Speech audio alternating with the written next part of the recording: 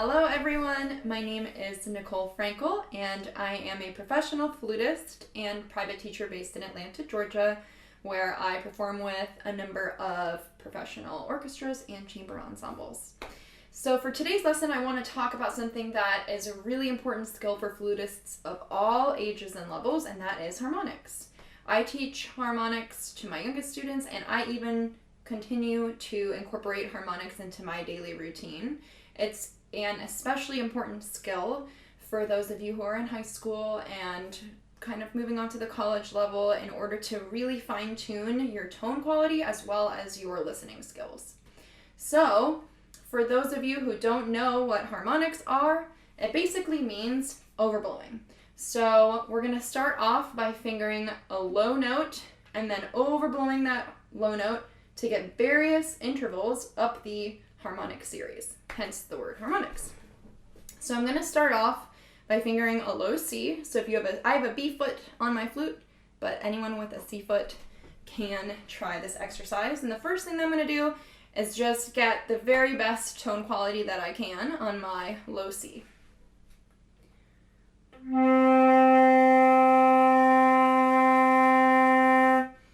So if any of you may have a little bit of difficulty with getting like a big rich tone in the low register, some things to think about are dropping those corners way down. Flexible corners are the key to excellent flute playing. So you want to drop those corners down so you can get a nice wide opening here and then blow really low, slow, warm air to get your nice low C.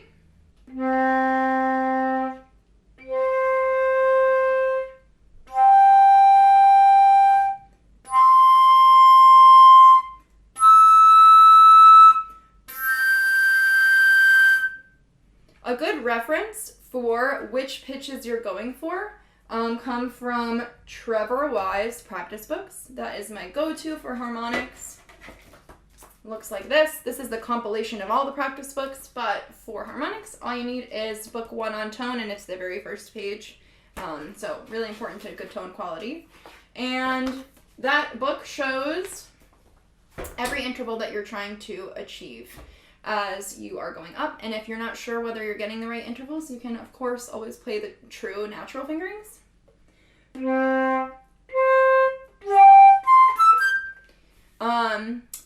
After you feel like you have a really good grasp on getting really clear pitches, you can then change your low note, your fundamental note, and continue to just overblow up that harmonic series. So here's C sharp.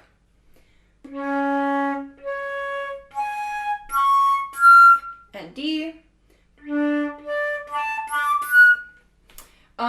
Some things to think about as you are trying to get your very best clear sound on each of these pitches are the air speed and the air angle.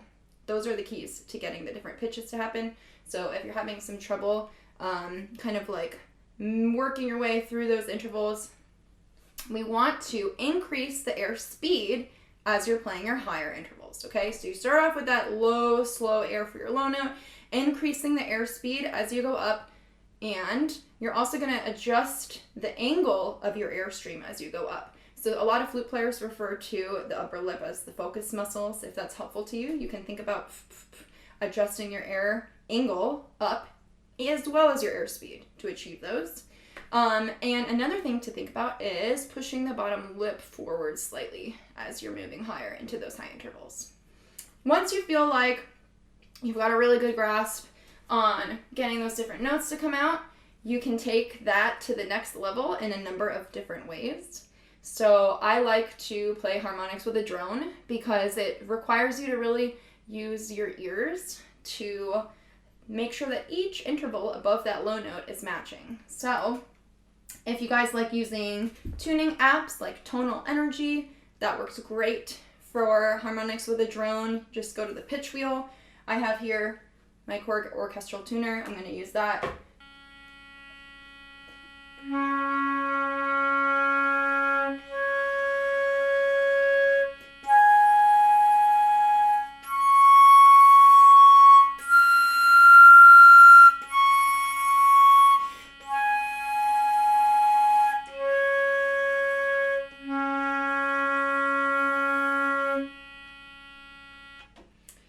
If you want to make that a little bit more challenging, you can slur between the intervals. When you tongue, it helps to kind of place the interval, and obviously what we're going for is a really clear start and a clear attack and placement of the note.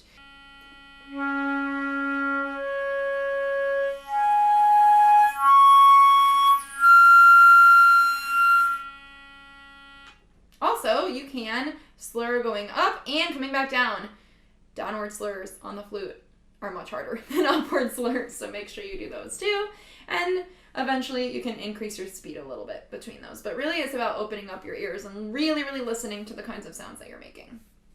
Additionally, you can use harmonics to open up your high register. So you can play a harmonic and then switch over to the natural fingering, and that will automatically open up your sound.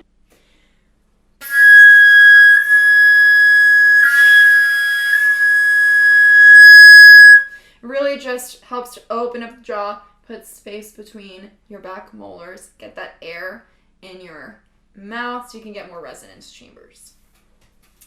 Finally, you can use this Trevor Y practice book, and there's little exercises and tunes in there that you can create using the different harmonic intervals. You can start with C as your fundamental note, and then you can use C sharp, D, D sharp. If you have your B foot, you can do them using low B as the fundamental. So for example, here is number 1.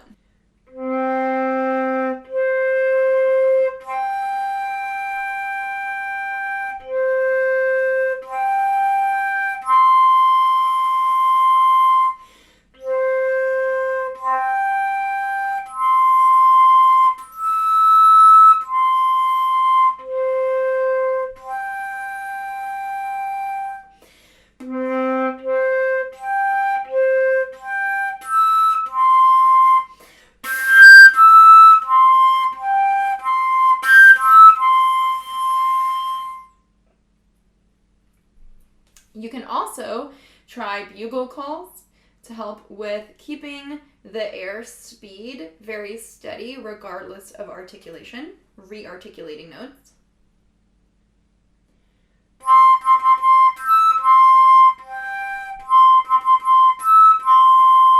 So the goal is to get the sound of your harmonic notes to be as pure and beautiful in tone as your natural fingering notes.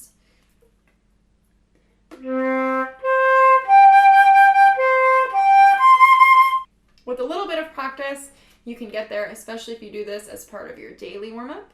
And if you start to get a sneaking suspicion that you might be scooping into your notes where the beginnings of the notes are not that clear, then you can play staccato harmonics.